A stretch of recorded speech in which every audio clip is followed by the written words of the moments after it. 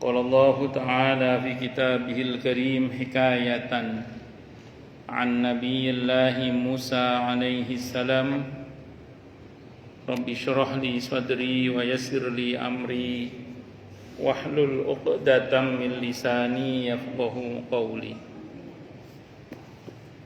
Para asatidzah, para ibu-ibu sekalian, hafizani wa hafizakunallah bil khusus, segenap mengurus majelis taklim ibu-ibu Masjid At-Taqwa yang semoga pengurusnya dan jamaahnya semoga semuanya saja selalu dalam naungan rahmat, barokah, perlindungan serta bimbingan Allah Subhanahu wa taala. Amin Allahumma amin insyaallah. Dan tentu saya doakan semoga kemuliaan ibu-ibu sekalian selalu dijaga dan ditingkatkan terus oleh Allah Subhanahu wa taala sebagai seorang muslimah, sebagai seorang istri, sebagai seorang ibu, dunia hingga syurga. Amin Allahumma amin insyaallah. Allahumma inna nas'aluka ilman nafi'a wa rizqan thayyiba wa amalan mutaqabbala wa fatahallahu alaina futuhal arifin. Allahumma inna na'udzubika min ilmin la yanfa' wa amalin la yurfa' wa qalbin la yakhsha' wa du'a la yusma'. Allahumma ati anfusana taqwaha wa zakkiha anta khairu man zakkaha anta waliyuha wa maulaha. Amin Allahumma amin insyaallah. Masih melanjutkan kajian kita tentang kitab Riyadhus Shalihin karya Al-Imam An-Nawawi rahimahullah rahmatan wasi'ah wa rahimallahu ulama al-muslimin. Qala al-muallif rahimahullahu ta'ala wa nafa'ana bihi wa bi'ulumihi fid dharain amin. Bismillahirrahmanirrahim. Hadis yang keempat nggih. Oh, yang kelima sekarang. Wa an Abi Rimsata nggih. Wa an Abi Rismata, dan diceritakan dari Abi Rismah, namanya Rifa'ah At-Taimi radhiyallahu anhu, qala, beliau berkata, Ra'aitu, aku melihat Rasulullah sallallahu alaihi wasallam wa alaihi thawbani, dan atas beliau ada dua baju akhdharani yang hijau keduanya. Artinya beliau pernah saya lihat memakai dua baju yang berwarna hijau. Rawahu Abu Dawud, telah meriwayatkan hadis tersebut siapa? Abu Dawud, wa Tirmidzi, dan Imam At-Tirmidzi, bisnadin sahihin, dengan sanad yang sahih. Nabi itu terutama kalau sholat ya, itu seringkali menggunakan baju lapis dua, sering, kadang lapis tiga, kadang lapis dua, kadang lapis tiga. Jangan gak usah bayangkan sumuk. Kalau untuk konteks kekitaan, kayak saya ini kan lapis dua ini, kaos sama baju. Kalau lapis tiga ya tambah jas, kira-kira gitu. Nah, kalau orang Arab itu, saya nggak tahu ya zaman Nabi itu ada kaos apa tidak, saya nggak paham ya. Di bayangan saya begitu. Mungkin beliau pakai baju dalam, terus baju luar, tambah jas. Kalau tiga tambah jas. Jasnya jasnya orang Arab yang kayak gamis tapi yang kebuka itu, ya, kayak Imam Masjidil Haram, yang mirip seperti itulah kira-kira. Kira-kira ya, wallahu a'lam bishawab. Itu Nabi itu. Tapi sependek yang saya pernah baca pula, pernah Nabi cuman menggunakan 1 lapis juga pernah.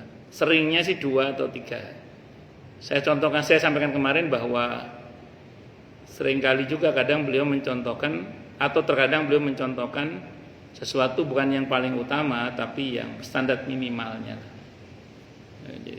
Malah Abdullah bin Mas'ud itu pernah ketika mau sholat itu gamisnya ditaruh, beliau malah pakai baju biasa, pakai sarung dan biasa. Ditanya oleh yang lain, kamu sholatnya kok pakai pakaian seperti itu? Kalau bahasa kita pakai kaos oblong lah kalau bahasa kita. Kata beliau supaya orang tahu begini sudah cukup. Hal begini penting. Penting untuk apa? Untuk supaya kalau saat ada orang dalam perjalanan lagi nggak pakai baju yang sempurna kecuali kaos misalnya, itu nggak beralasan saya nggak sholat kan saya cuma pakai kaos, nggak bisa begitu. Karena walaupun kaos pun asalkan dia sudah memenuhi syarat menutup aurat sudah cukup, nggak harus pakai kemeja. Bahwa ada istilah menghadap kepada Allah kok cuma kaos oblong, sementara ngadep ke mertua aja pakaiannya bagus misalnya, ada ke Pak Camat aja pakaiannya bagus. Begini ya, Pak Camat sama Allah itu beda, mertua sama Allah itu apa? Beda. Kalau mertua kan terus rewel, kalau Allah itu nggak rewel. Nah cuman memang begini, secara kepantasan ya, kalau kita bicara akhlak lah ya, dan ini beda sama hukum nanti pertimbangannya. Kalau hukum beda lagi, tapi secara akhlak memang sepatutnya lah mbok ya sing pantes pakaiane. Kira-kira ngoten nggih. Cuman kalau bicara hukum hukum itu enggak bicara pantas atau tidak pantas. Hukum itu bicara sah atau tidak sah. Nah, jangan sampai hanya gara-gara menjaga akhlak malah enggak sholat. Nah, itu malah salah. Aku sama Allah enggak enak sholat, pakaianku kotor. Nggak sholat nggak enak aku sholat nggak enak pakaianku kotor alasan macam akhirnya nggak sholat. Salah itu. Yang betul adalah tetap harus sholat walaupun dengan pakaian seadanya.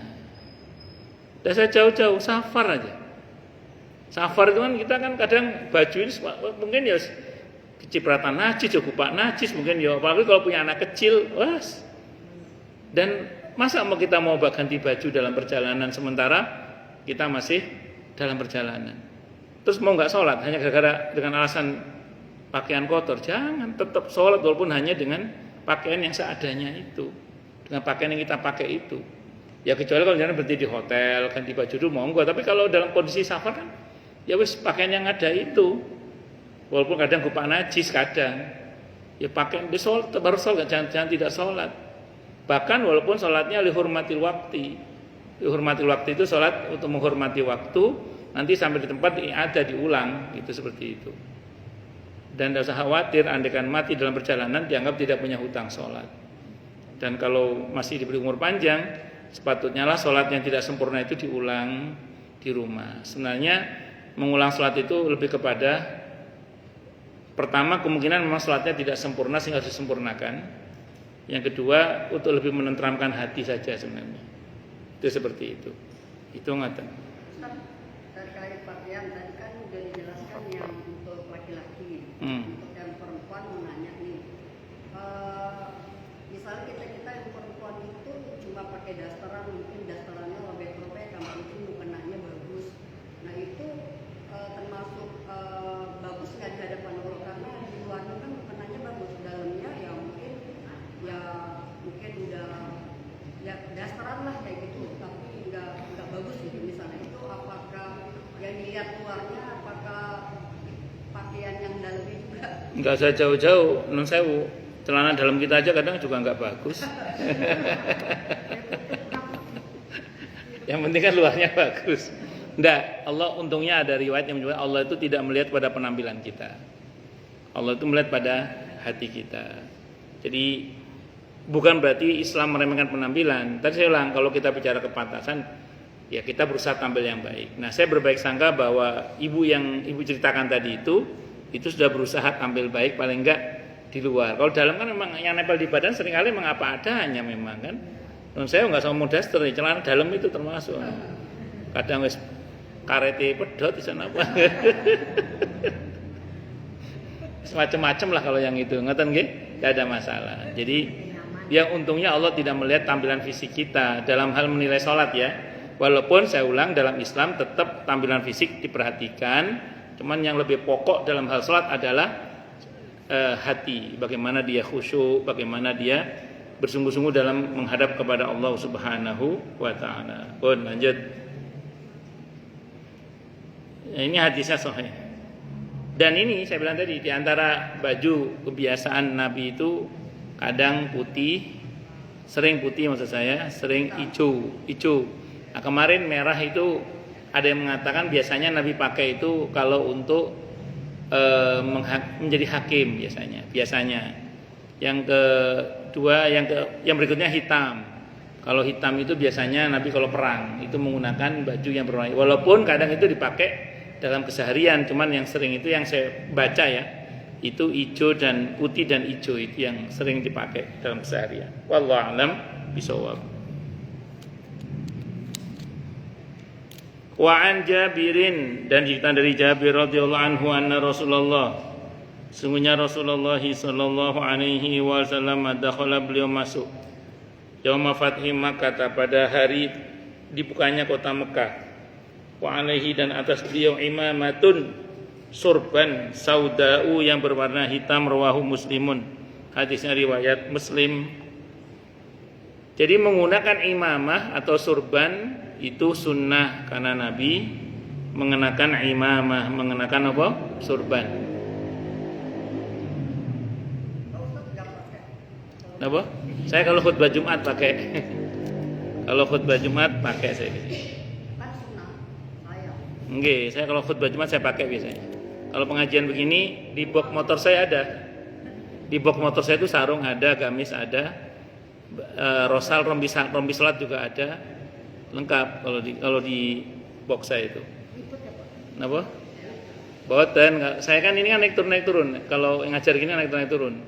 Jadi enggak jenak. Kalau saya ada apa bawa surban nanti dikira Ya. Jadi secara prinsip itu adalah sunnah. Ini saya tegaskan sunnah itu karena ada beberapa orang itu seperti antipati terhadap surban. Jadi ada beberapa orang itu yang antipati seperti terhadap surban, seolah-olah surban itu kebiasaannya kaum sufi gitu. Terus kemudian kita nggak boleh meniru mereka gitu. Padahal Nabi menggunakan imamah, Nabi juga menggunakan surban. Itu seperti itu. Ada kelompok-kelompok tertentu yang nggak suka, alasannya karena itu kebiasaan kaum sufi katanya. Enggak, Nabi pakai imamah juga. Abu Jahal aja pakai. Ya, imamah ini, surban ini Nabi mengenakan karenanya ini termasuk perkara yang disunnahkan. Saya dulu pakai gitu. Sekarang saya nggak pakai. Karena nggak bisa, pertama, yang kedua merasa malu. Malunya itu kalau yang dipakai di sini itu sebenarnya itu simbol keulamaan di daerah tertentu, itu simbol keulamaan di daerah tertentu. Di daerah tertentu simbol keulamaan. Kalau panjangnya 5 sampai 7 meter itu masih santri. Kalau udah 12 meter itu kelasnya para ulama. Jadi besarnya surban itu menunjukkan kapasitas keilmuan. Jadi di wilayah tertentu, Indonesia sih enggak. Kalau di wilayah tertentu itu seperti itu. Makanya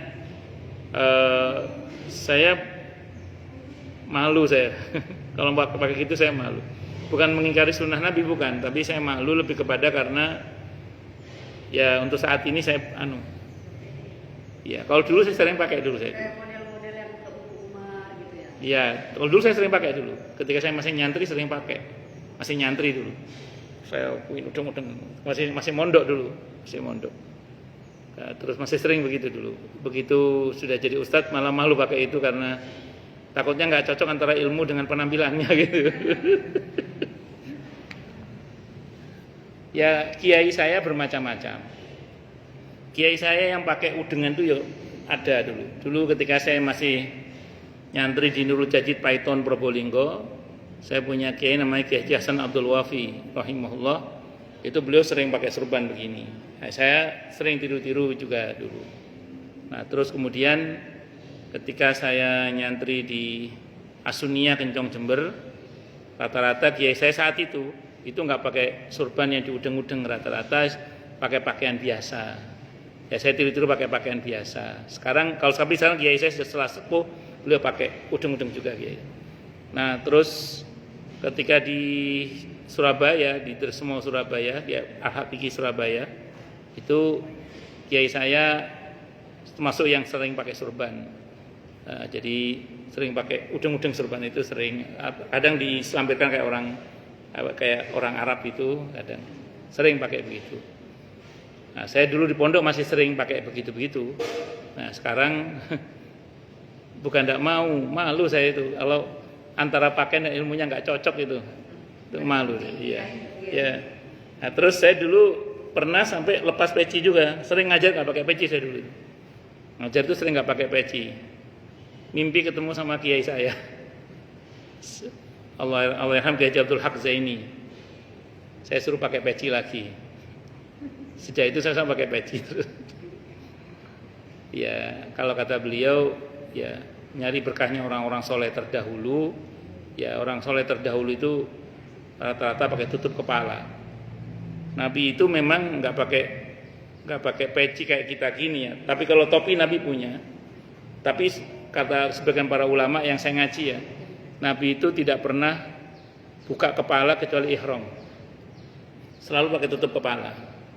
Jadi menggunakan tutup kepala, entah peci, entah topi, entah surban, itu merupakan da'bus sholihin, kebiasaan orang-orang soleh. Enggak harus. Cuman kiai saya dalam mimpi saya itu saya dinasihati oleh beliau, Aukamakal Allahyarham Kiai Abdul Haq Zaini itu ya saya suruh pakai peci. Ya berharap keberkahan dari kebiasaan orang-orang soleh terdahulu. Sejak itu saya pakai peci sampai sekarang. Karena dinasihati oleh beliau dalam mimpi. Itu seperti itu. Pernah juga ada seorang ustadz, saya nggak sebut namanya takutnya Anda kenal gitu ya. Jadi beliau ini pernah mencoba untuk selalu menjaga wibawa seperti umumnya para tokoh-tokoh agama yang lain. Mau jaga wibawa gitu. Terus dalam mimpi didatangi Nabi kita Muhammad sallallahu alaihi wasallam. Sama Nabi dimarahi. Kalau kamu jaga wibawa begitu, terus kalau ada umatku nanya masalah hukum, nanya ke siapa? Udah kamu biasa lagi aja. Nah, akhirnya beliau biasa lagi. Iya, kan kalau maaf ya, kalau ada seorang tokoh agama misalnya, ustadz atau kiai terlampau menjaga wibawa, umat mau tanya itu ya malu, bingung, sungkan. Nah, padahal beliau ini tipe kiai yang merakyat istilahnya gitu. Yang istilahnya kalau orang nanya bersama beliau itu yang nggak malu gara-gara beliau memang tidak terlampau menjaga wibawa. Bukan berarti menjatuhkan kewibawaan seorang ahli ilmu, bukan, tapi beliau memang tipe orang yang selama ini tidak terlampau menjaga wibawa. Sama Nabi dimarahi, dalam mimpi itu dimarahi. Kalau kamu begini nanti umatku nanya sama siapa masalah agama ini. Ada yang begitu. Itu seperti itu. Pun macam-macam macam-macam. Balik. Jadi ini menggunakan imamah ini saya tekankan sunnah itu bukan apa-apa, karena ada sebagian orang itu seperti alergi terhadap imamah, surban, seolah-olah kalau menggunakan surban ini ya kaum sufi gitu, seolah menurut mereka ya kaum sufi yang menurut mereka sesat itu, menurut mereka itu seperti itu, seolah-olah ini kaum yang ahlul bid'ah gitu, seolah-olah gitu. Padahal surban itu, imamah itu sunnah dari Nabi kita Muhammad sallallahu alaihi wasallam. Bahkan saya pernah melihat di sebuah video ada seorang ustadz itu mentertawakan orang yang menggunakan surban yang otomatis seolah-olah dia mentertawakan Pangeran Diponegoro, mentertawakan Tuanku Imam Bonjol dan seterusnya kan. Padahal itu adalah hal yang disunahkan dalam Islam untuk dikenakan. Dan sependek yang saya tahu para ulama-ulama kita yang bersurban itu ada sanadnya. Ada sanadnya. Beberapa sampai ke para sahabat Nabi kita Muhammad SAW, dan beberapa bahkan mungkin sampai ke Rasulullah Muhammad SAW. Sependek yang saya pahami, itu Itu seperti itu. Adapun beberapa model kiai, ustadz yang tidak menggunakan surban, itu mungkin lebih, kalau motivasinya sama dengan mirip-mirip dengan saya lah misalnya itu ya. Ya, itu lebih kepada ya supaya tidak terlalu terjadi kesenjangan antara ustadz dengan jamaahnya. Yang kedua, kalau saya secara pribadi menunjukkan kesederhanaan karena malu aja kalau antara pakaian dan ilmunya nggak cocok gitu. Ya itu. Dan memang ada beberapa yang UDP ya, unggul dalam penampilan. Kalau soal penampilan betul-betul diperhatikan. Kalau cocok sama ilmunya sih bagus. Kalau nggak cocok sama ilmunya kan bikin malu. Itu seperti itu. Ya ngoten nggih, semacam-macam. Pun lanjut. Wa an Abi Sa'id, dan dari Abu Sa'id radhiyallahu an, namanya Amr ibn Hurais radhiyallahu anhu, qala, beliau berkata, Ka'ani, tapi saya tetap bawa surban, jangan salah. Jadi di box saya itu, motor itu, di dalamnya ada gamis, ada sarung, ada surban, ada rosal. Rosal itu rompi sholat. Saya punya, ada 4-4-nya di box motor saya itu.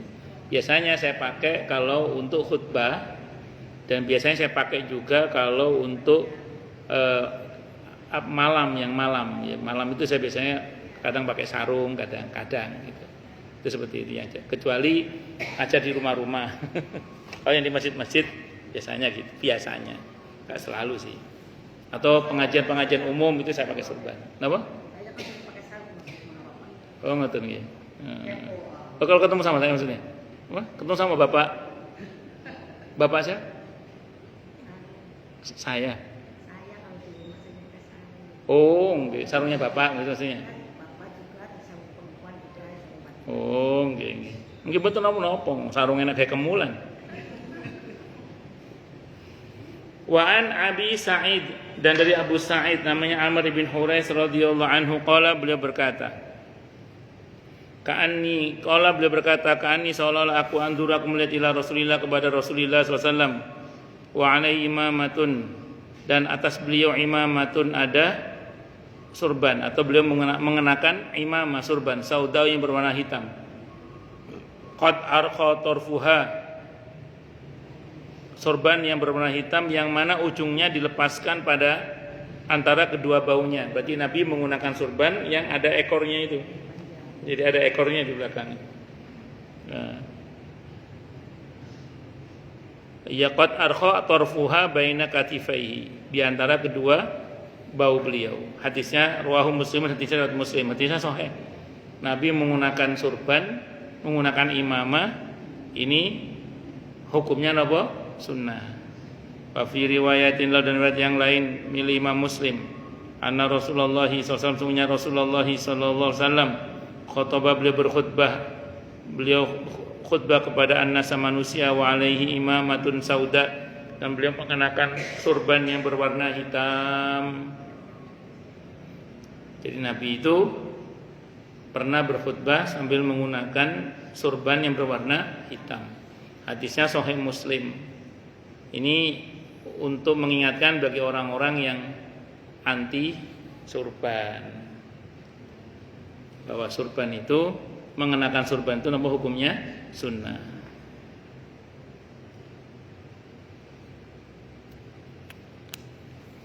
Wa an Aisyata, diceritakan dari Siti Aisyah radhiyallahu anha, qalat, beliau berkata, kufina, dikafani siapa Rasulullah sallallahu alaihi wasallam fi salasi aswabin bidin, di dalam 3 lembar pakaian yang berwarna putih.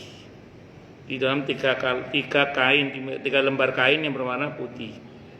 Sahuliyatin min kursufin laisa fiha qamisun wala imamatun. Nabi itu dikafani dengan 3 lembar kain putih dari kapas buatan sahul, tanpa memakai kemeja dan sorban. Ini diriwayat Muslim. Kalau yang saya tahu nggih, mengkafani jenazah itu dengan 1 kain asal menutup sekujur tubuhnya sudah cukup. Cuman kalau mau sempurna seperti Nabi 3 lembar. Seperti yang dilakukan oleh para sahabat kepada Nabi itu 3 lembar.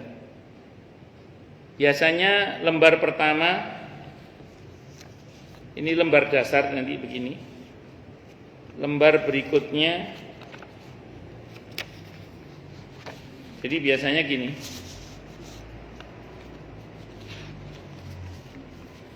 Ini lembar pertama taruh begini, misalnya ngeten ya. Kemudian lembar kedua taruh begini biasanya nanti.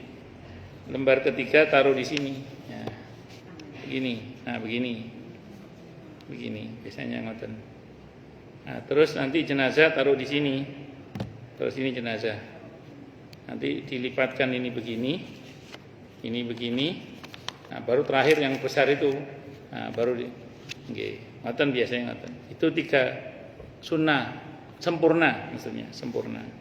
Kalau untuk laki-laki, tapi 1 cukup. Andaikan misalnya enggak punya kecuali 1 lembar dan 1 lembar itu lebar dan tebal cukup untuk membungkus 1 jenazah, cukup, tidak ada masalah. Cuma kalau mau sempurna 3 lapis. Biasanya kalau sampai 3 lapis itu tidak membentuk lekuk body biasanya. Tidak terlalu membentuk lekuk, tetap membentuk tapi tidak terlalu membentuk lekuk body biasanya. Kenapa? Karena berlapis sampai 3 itu.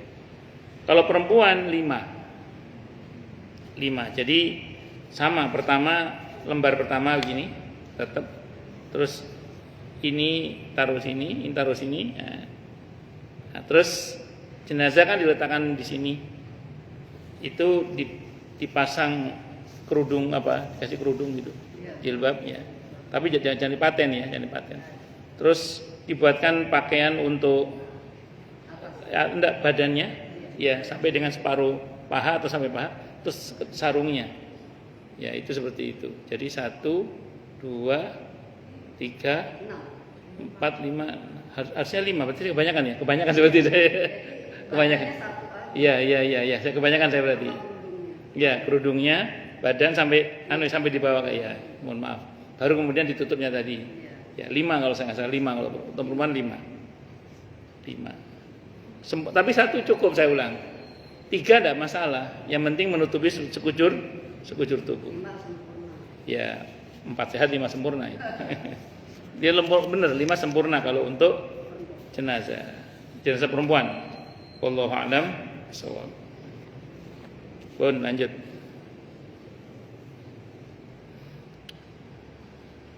Sudah pernah pelatihan? Sudah. Oh ya. Di kantor? Kantor BRI? Masya Allah. Oh, di sini belum pernah nggih. Tapi ada tim jenazah wonten nggih, tim jenazah. Enggak ada. Oh, berarti mendatangkan dari luar berarti. Harapan baru. Nggih. Berarti kalau saran kula sih diadakan pelatihan janaiz supaya di sini punya kula usul mawon. Buat jangan saya, ada yang pengalaman saya. Buat saudara, buat orang tua. Iya, buat pengalaman aja. Buat ilmu juga, buat pengamalan juga. Tapi syukur-syukur dibentuk tim janaiz sendiri di dalam perumahan ini sehingga nanti nggak harus ngebon dari luar. Kalaupun pakai dari luar, dari dalam pun sudah siap membantu kalau sewaktu-waktu misalnya ada. Ngoten. Wallahu a'lam bishawab. Lanjut. Usulan mawon sih. Wa anha, dan ceritakan dari Siti Aisyah radhiyallahu anha. Qalat, beliau berkata, kharaja, keluar siapa Rasulullah sallallahu alaihi wasallam zata ghadatin, di suatu pagi, wa alaihi mirtun murahhalun, dan beliau memakai pakaian yang bergambar min sya'rin aswada. Beliau memakai pakaian yang bergambar yang bergambarkan kafilah yang terbuat dari bulu yang berwarna hitam. Rawahu Muslim, hadis riwayat Muslim. Nabi pernah memakai pakaian yang bergambarkan kafilah. Mirtun murahhalun. Jadi kok ada pelana unta. Iya, murahhalun itu ada yang mengartikan di sini diartikan kafilah. Rohala itu orang yang rohala itu kan orang yang rohala itu kan orang yang mengadakan apa? Perjalanan itu orang yang melakukan perjalanan itu rohil namanya. Kalau murhal itu berarti alat yang dipakai untuk berjalan. Jadi kalau diartikan apa tadi Bu? Ya mungkin saja. Tapi kendaraan murhal itu bisa berarti kendaraan. Rohala kan berjalan. Rohil itu orang yang dalam perjalanan. Murhal berarti alat yang dipakai untuk berjalan. Ibu diartikan pelana tadi ya. Kalau Ibu diartikan apa? Yang lebih tepat sebenarnya murhal itu alat yang dipakai untuk dalam perjalanan. Berarti bisa onta atau kendaraan. Iya. Iya, itulah murhal itu artinya. Nah, kalau kita mau maknai sebagaimana teks hadis ini, saya nggak bicara syarahnya ya. Kalau syarahnya mungkin ada penjelasan yang berbeda, karena ulama pasti berbeda pendapat dalam masalah ini. Sebab kalau mencoba teksnya, yang umumnya di masa Nabi yang dipakai sebagai alat untuk mengadakan perjalanan apa biasanya? Kalau nggak kuda, onta, keledai. Yang gitu ya, atau bighal itu yang sering dipakai untuk membuat tidak berkait itu dalam perjalanan. Nabi pernah memakai pakaian bergambar, yang gambar itu menggunakan bulu yang berwarna hitam. Wes, saya mau terangkan dulu. Ini yang saya pernah cerita di sini. Ulama mengenai gambar itu yang sepakat dulu ya. Itu kalau pohon-pohonan, gunung-gunungan boleh, tidak apa-apa, nggak ada masalah. Asal jangan makhluk yang bernyawa seperti binatang atau manusia. Wes, di sini ulama ada beda pendapat. Nah, kalau yang sudah menyangkut binatang dan manusia. Fikih ini saya bicara fakta fikih ya, saya bicara fakta fikih.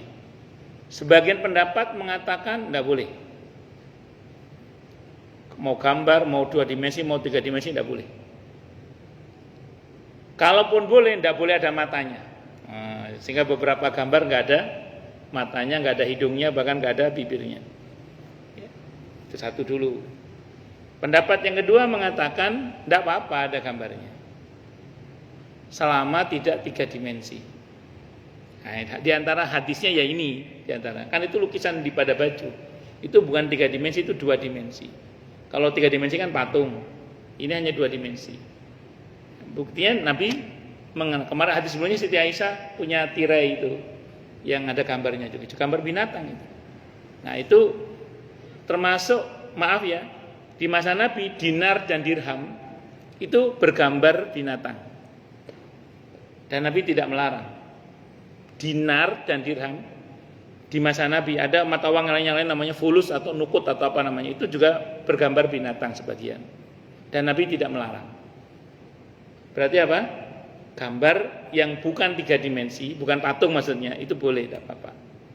Ini pendapat yang kedua. Pendapat yang ketiga mengatakan yang dilarang itu adalah gambar yang disembah.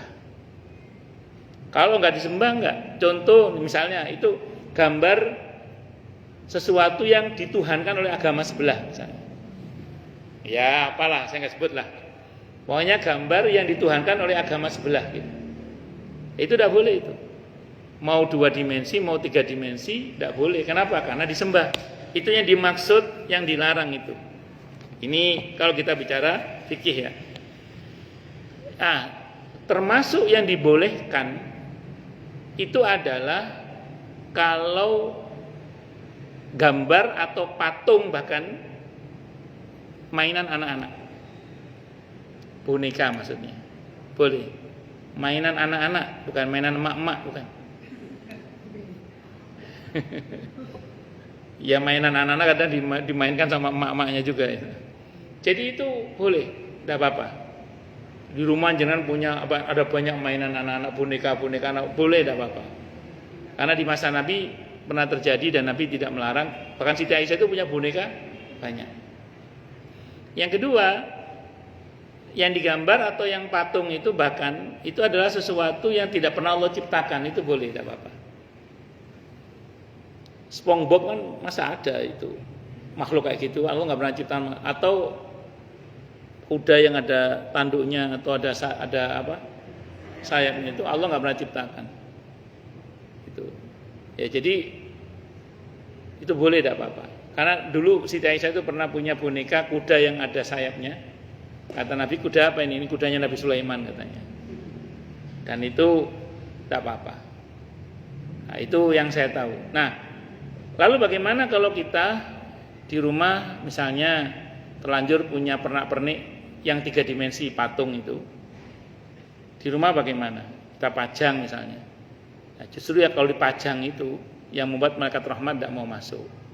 Kalau patung itu 3 dimensi.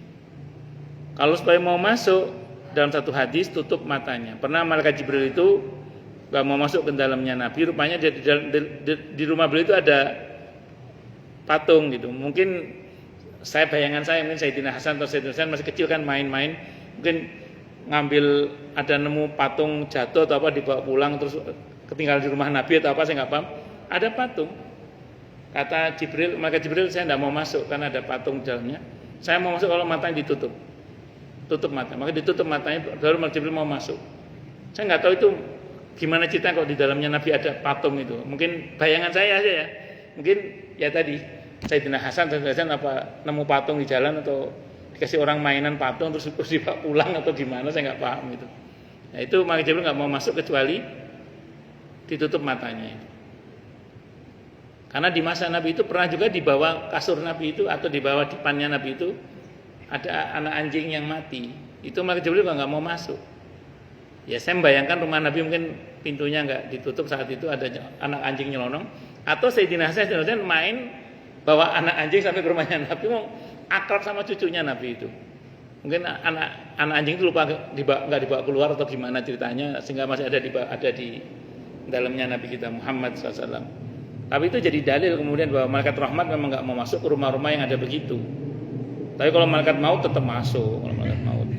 Itu seperti itu. Nah, jadi kalau gitu, kalau ibu punya pajangan-pajangan yang 3 dimensi, jangan dipajang kalau gitu. Simpan di tempat yang tidak terlihat. Kalau lemari yang memang kayu, ya bukan atau besi, bukan yang kaca yang terlihat itu. Itu seperti itu. Itu baru tidak ada masalah. Atau ya simpen aja udah di kotak itu nggak usah dipajang gitu. Karena itu ngerinya malaikat rahmat tidak mau masuk. Kalau mengenai foto, memang ulama diskusinya sangat cair ya. Memang ada yang keras, bahkan emoticon aja dilarang. Ada yang sangat keras emoticon ini. Kalau kita ngasih emot itu ada yang melarang. Ya tidak apa-apa, namanya pendapat kan. Jadi memang kalau saya klasifikasikan fakta fikih masalah ini ada tiga pendapat ya. Pendapat yang sangat ketat, sedang sama yang sangat ringan itu. Kalau saya lebih condong pada yang kedua itu. Kalau saya pribadi ya lebih condong itu. Jadi monggo silakan mau dipilih. Cuman kalau saya pribadi kalau untuk yang sifatnya lukisan saya nggak terlalu berkeras-keras. Lukisan nggak terlalu karena saya memahami yang kedua yang dilarang itu yang 3 dimensi. Kecuali mainan anak-anak atau makhluk yang Allah tidak pernah menciptakan. Itu pendapat yang saya pilih. Itu seperti itu. Baik. Kenapa? Apa? Apa itu? Oh, manikan apa?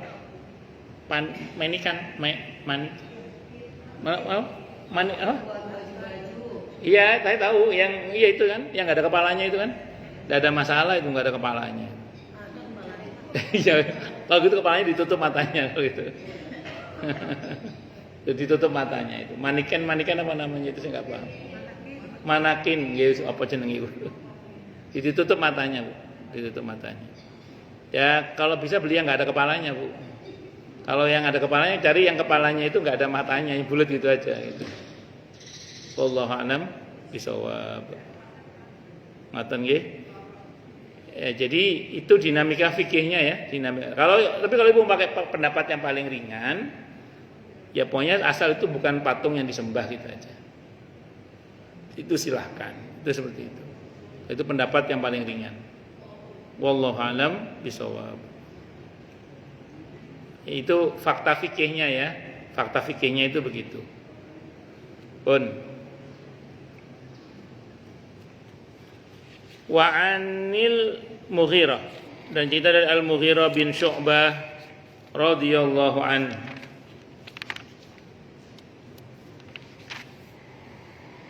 Qala, beliau berkata, kuntu adalah aku ma'an Nabi, bersama dengan Nabi Muhammad, Nabi kita Muhammad sallallahu alaihi wasallam. Dzata lailatin, suatu malam, fi masirin, dalam sebuah perjalanan. Faqala, maka bersabda siapa Nabi kita Muhammad sallallahu alaihi wa alihi wasallam li, kepadaku. Apa kata beliau? Ama'aka ma'un, apakah kamu punya air?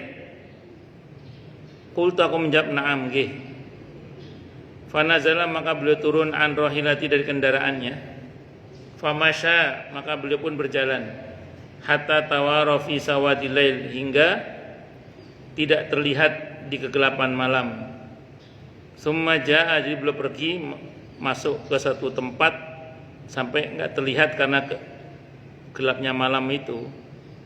Jadi beliau tidak sampai enggak terlihat. Jadi berjalan dalam kegelapan malam hingga tidak terlihat. Summa jaa, kemudian datang kembali.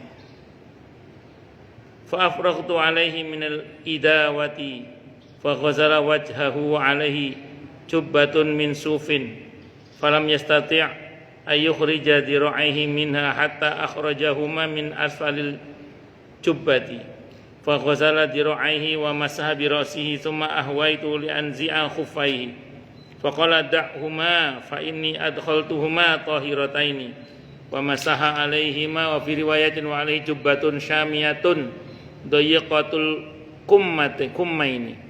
Wa fi riwayatin anna hadhil qadiyata kanat fi ghazwati Tabuk.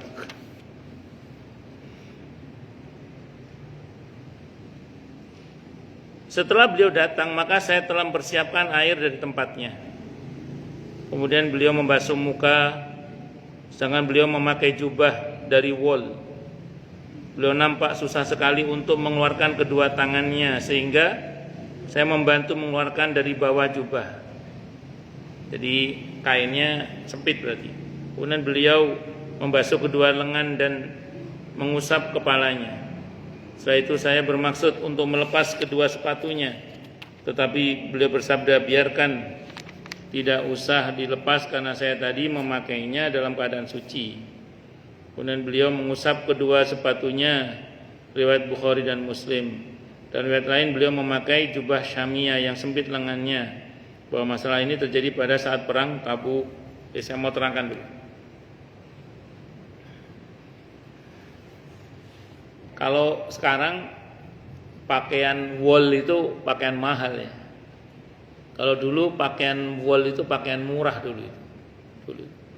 Makanya kaum sufi itu karena pakaiannya suf, pakaian pakai kain wol, simbol kesederhanaan. Kalau sekarang kain wol, oh jangan tanya kain wol sekarang. Dulu kain wol itu simbol kesederhanaan dulu. Inilah pentingnya kita ngaji hadis itu pakai manat, tangkihul manat dan tahqiqul manat. Biar kita paham konteks itu maksudnya. Kalau dulu Nabi bilang, saya akan datang dalam undangan walimah, sekalipun undangan itu hanya disediakan satu kaki kambing.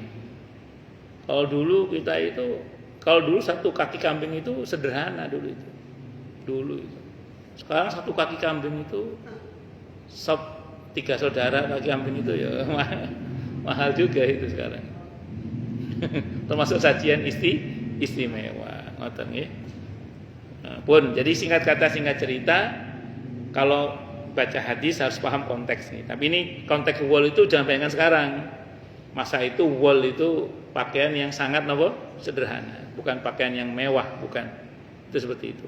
Kemudian yang kedua, untuk lengan Nabi memaksa membuka, berarti wudu nggak ada ampun ya istilahnya. Kalau nggak boleh tidak, berarti untuk wudu harus dibasuh sampai lengan, berarti sampai lengan. Ya sebisa mungkin dibuka, walaupun sempit dibuka. Ya kalau saya sih kalau lengan sempit biasanya saya buka aja baju itu biasanya, biar bisa sampai sini. Kalau misalnya ibu-ibu maksain bukan karena nggak mungkin buka baju karena ibu-ibu kan, kita terpaksa ada basah di ujungnya, tidak ada masalah, silahkan. Pokoknya Nabi memaksa membuka karena masih basuh. Nah, tapi begitu giliran sepatu, Nabi tidak membuka. Jadi begini Bu, di sini disebut dengan istilah khuf. Khuf itu sepatu, ya sepatu bot, ya, sepatu bot yang kalau dibukanya itu memang sulit. Jadi saya mohon maaf ya, di medsos itu viral itu orang hanya pakai kaos kaki, terus hanya diusap aja bagian atasnya, disamakan dengan khuf.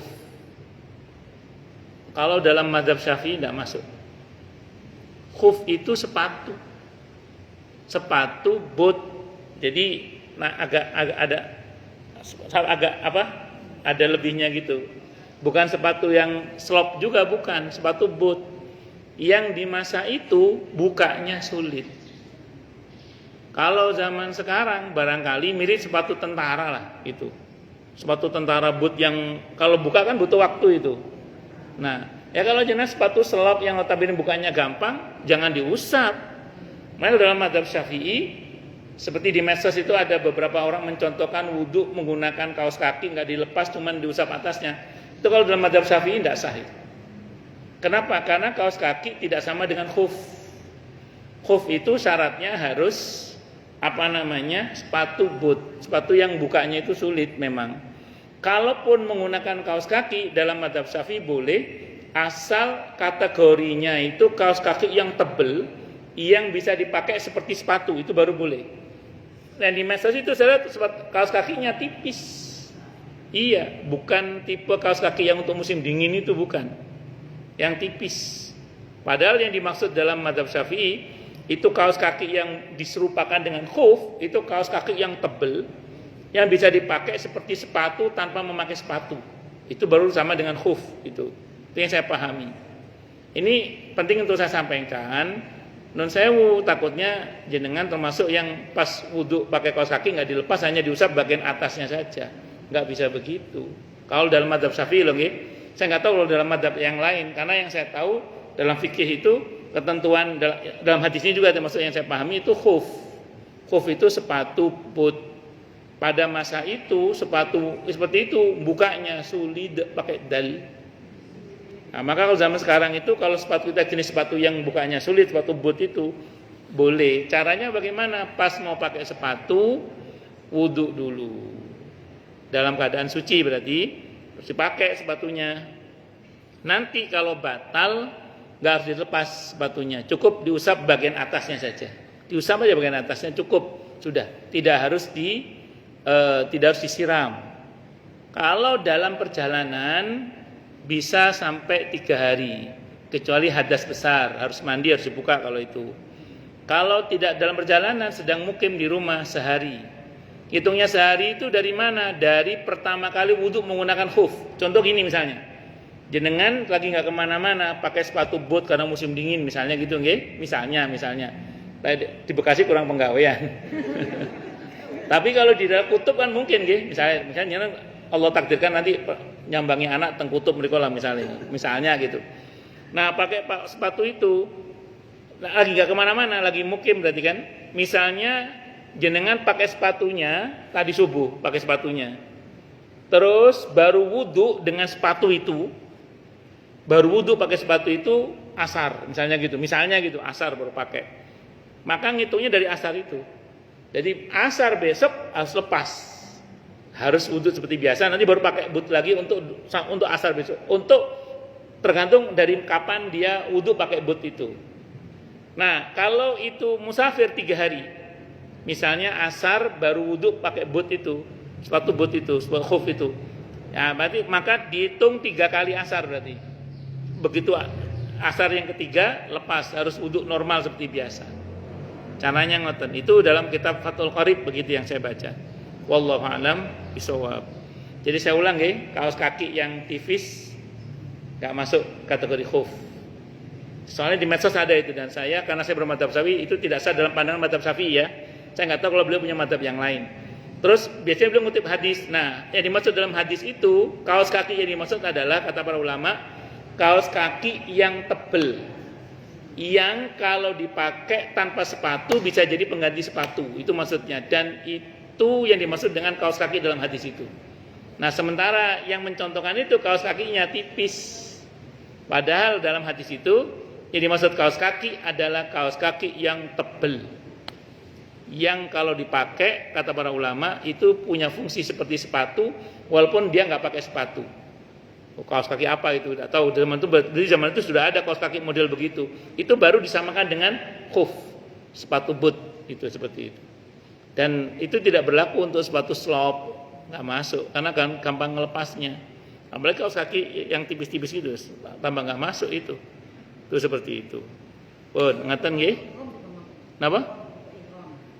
Laki-laki tidak boleh, kalau perempuan kan? Ya, perempuan kan kalau diikhramkan memang nggak boleh kelihatan cewek, kan langsung kalau mandi. Kita kalau mandi kan kuping, pakai mukena. Oh, nggih.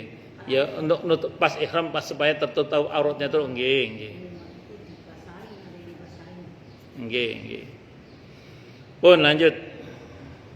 Bab tentang sunnah memakai kemeja panjang.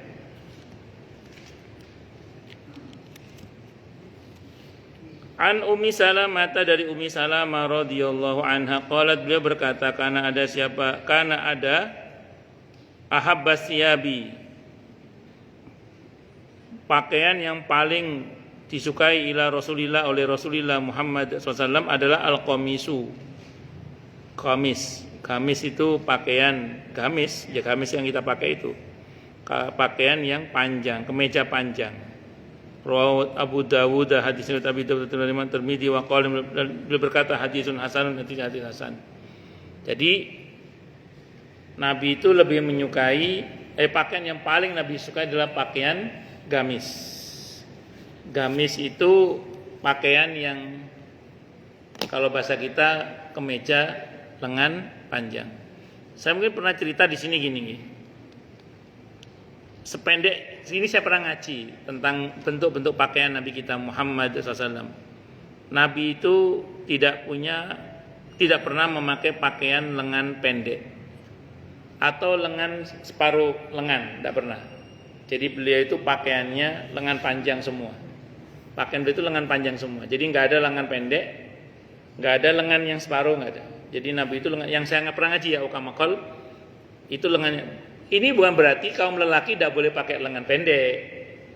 Bukan tidak boleh tidak apa-apa. Bukan tidak boleh pakai lengan segini, bukan tidak boleh tidak apa-apa. Cuman kalau Nabi sukanya yang lengan panjang. Itu dapat sunnahnya, sunnah fi'liyahnya Nabi. Namun andaikan lengan pendek bukan berarti haram. Karena gini, ini ingat rumus ya.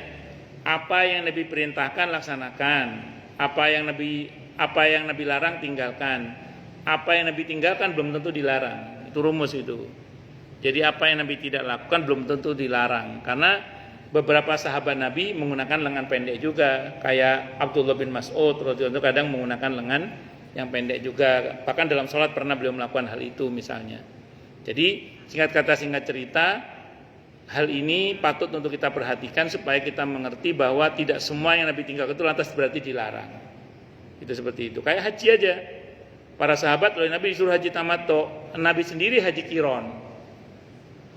Apakah haji tamattu tidak boleh? Nyata-nyata Nabi perintahkan kok. Tapi Nabi meninggalkan haji qiron. Nabi meninggalkan haji tamattu, memilih haji qiron. Kata beliau, saya membawa hadyu saya dari Madinah, makanya saya harus haji qiron, kata beliau begitu. Itu seperti itu. Ada haji ifrad juga yang nggak pakai umroh, langsung haji.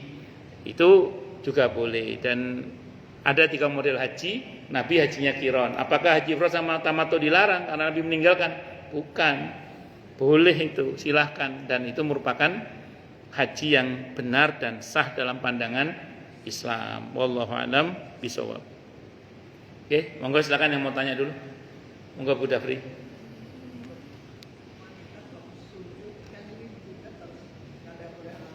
Terus Bu. Sampun? Oke. Sependek yang saya baca dalam fikih yang nggak boleh tertutup itu cuma jidat kalau dalam mazhab Syafi'i ya. Kalau dalam mazhab Syafi'i jidat ini harus terbuka. Kalaupun tidak bisa semuanya, paling enggak jidat ini terbuka lah. Itu bukan karena kadang ada separuh gini misalnya. Yang penting jidat ini harus nempel, tidak boleh ada halangan. Ya, kalau ada halangan itu ikut bergerak bersama dengan badannya, misalnya mukenanya begini, maka itu tidak sah. Kalau untuk jidat ya. Nah, namun memang ada mazhab yang lain mengatakan tetap sah tapi makruh, mazhab Hanafi misalnya. Tidak makruh kalau ada halangan seperti misalnya terlalu panas atau terlampau dingin misalnya. Itu baru boleh menggunakan mukenanya dia tutup supaya tidak kotor keningnya atau apa, boleh silakan. Nah, pertanyaannya menarik. Bagaimana kalau kedua telapak tangan? Sependek yang saya baca tidak apa-apa kalau ini. Bahkan misalnya jenazah sholat pakai sarung tangan sekalipun tetap sah, tidak ada masalah. Nah, jadi kalau sarung tangan, kalau yang ini ya, ini andekan pun misalnya, nah itu tertutup oleh sarung tangan sekalipun, misalnya itu tetap sah sholatnya, nggak ada. Yang penting nempel kalau ini. Jadi anggota selain dari kening, yang penting nempel, tangan masuk hidung ya, hidung misalnya atau tangan, kedua lutut sama ujung kaki. Yang penting nempel, yang penting. Jadi tidak harus tidak ada penghalang. Kayak kaki kan pakai sepatu boleh sholat pakai sepatu. Termasuk juga pakai kaos kaki boleh. Pakai sepatu aja boleh, apalagi pakai kaos kaki boleh. Tidak ada masalah. Wallahu a'lam bishawab. Ngeten nggih? Monggo yang lain silakan kalau ada. Monggo Bu Guru.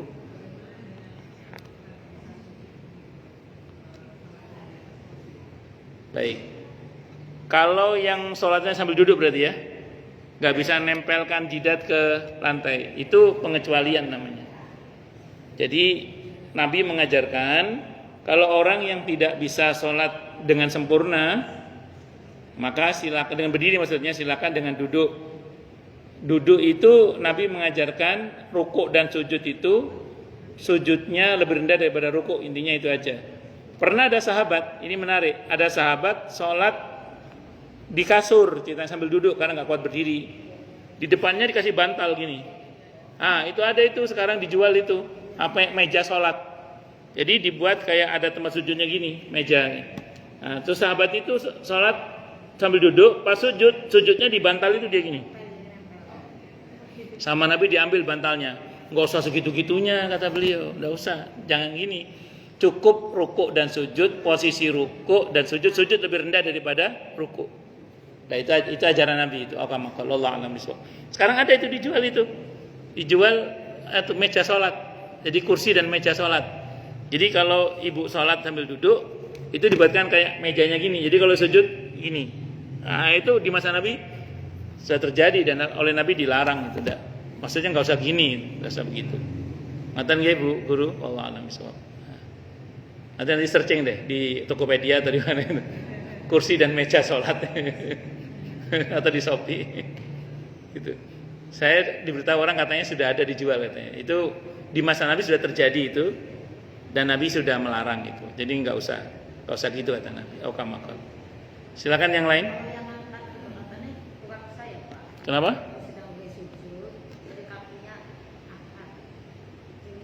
Ya terus. Nggih, terus kenapa? Kalau di dalam mazhab Syafi'i menurut Imam Nawawi tidak sah. Itu tidak sah dalam mazhab Syafi'i menurut Imam Nawawi. Tapi kalau menurut Imam Ar-Rafi'i sah. Nah, itu yang saya pernah cerita di sini atau belum saya pernah sholat berjamaah. Iya, saya di belakang imam. Imamnya itu pas sujud diangkat kakinya. Ya Allah kata saya. Ini kalau saya nggak pernah ngaji, ya sudah batal ini. Karena dalam mazhab Syafi'i, dalam pendapat Imam Nawawi yang muqtamad itu nggak sah itu. Yang saya pahami. Ya untungnya saya pernah ngaji fikih yang agak lebaran gitu lah. Ada dalam pendapat Imam Rafi'i rahimahullah itu tetap sah kata beliau. Jadi ya akhirnya saya pakai pendapat yang mengesahkan karena kalau saya mau mufarokoh di paling depan nih, terus saya belakang imam, kalau mufarokoh nanti masa ke imamnya. Tapi alhamdulillah setelah itu kok Kan saya kalau ada yang salah menurut saya kan saya doakan. Allahumma faqihni fiddin, Allahumma faqihni wa iyya fiddin. Ya Allah pahamkanlah hamba dengan dia tentang agama ini. Terus sekali itu saya sholat sama beliau diangkat kakinya. Setelah itu saya sholat berkali-kali sama beliau nggak diangkat lagi kakinya. Mungkin sudah ada yang menegur atau sudah Allah kasih ilham pengetahuan sehingga dia sudah paham itu. Ya.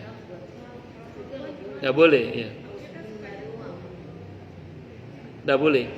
Nabi pernah melarang orang sholat seperti anjing duduk. Ya, Nabi melarang itu. Jadi jangan sampai perempuan sujud terus nun sewu ininya nempel di lantai. Ngaten nggih? Wallahu a'lam bishawab. Monggo yang lain silakan kalau ada.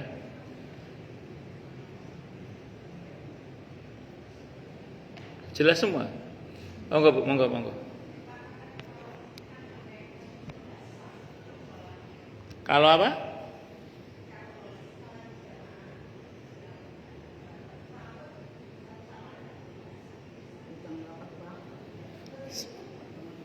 Kalau sholat jamaah, kalau nggak rapet apanya tadi? Tidak sah. Semuanya. Oh, baik. Gini. Kalau bahasanya Nabi gini Bu, sawwu sufufakum fa inna taswiyatas saffi min tamamis shalah. Lurus dan rapatkan shaf. Sesungguhnya lurus dan rapatnya shaf itu bagian dari kesempurnaan sholat, bukan keabsahan sholat, kesempurnaan sholat. Jadi kalau ada orang sholat berjamaah, kok shafnya nggak lurus dan rapat, maka yang nggak mau lurus dan yang nggak mau rapat itu, karena kadang kita sudah mau lurus tapi yang lain nggak mau kadang, ada yang begitu itu. Maka yang nggak mau itu sholatnya tidak, sholat jamaahnya itu tidak sempurna. Jadi bukan tidak sah sholatnya, bukan, tapi tidak mendapatkan keutamaan jamaah bagi yang nggak mau lurus itu. Nah, kalau kita sih yang mau lurus, insya Allah tetap dapat keutamaan jamaah.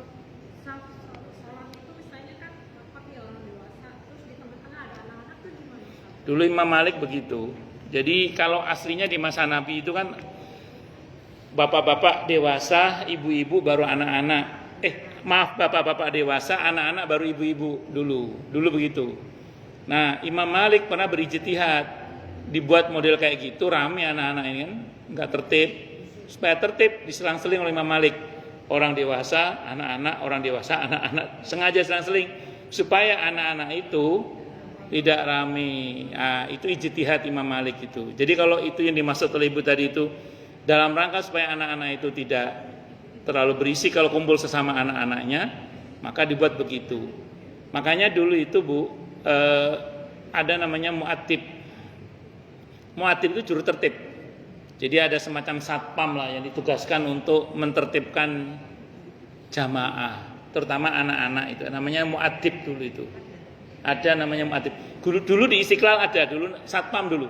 Kalau di Istiqlal, saya pernah ada satu masjid tertentu itu dia punya petugas juru tertib.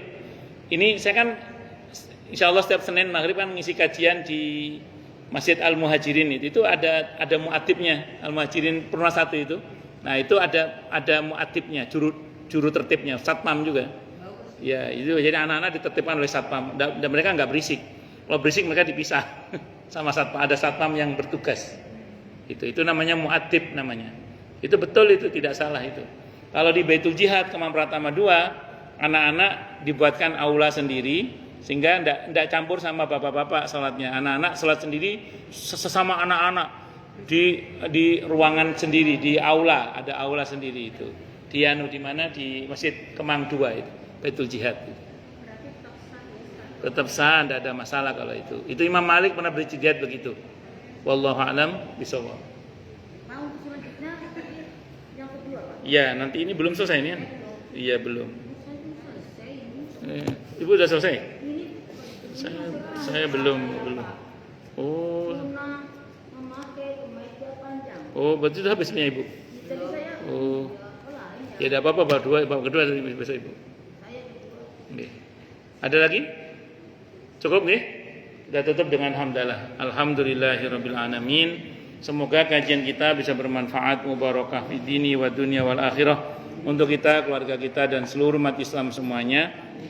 Dan mudah-mudahan kita semua dijadikan oleh Allah sebagai orang-orang yang sukses dunia akhirat, selamat dunia akhirat, bahagia dunia akhirat, dan dipermudah setiap urusan kita oleh Allah fi dini wa dunya wal akhirah. Semoga Allah limpahkan hidayah selalu untuk kita, semoga Allah tingkatkan selalu hidayah untuk kita, dan semoga Allah berikan hidayah untuk siapapun yang melihat kita.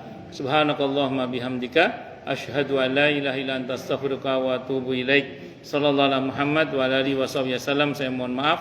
Assalamualaikum warahmatullahi wabarakatuh.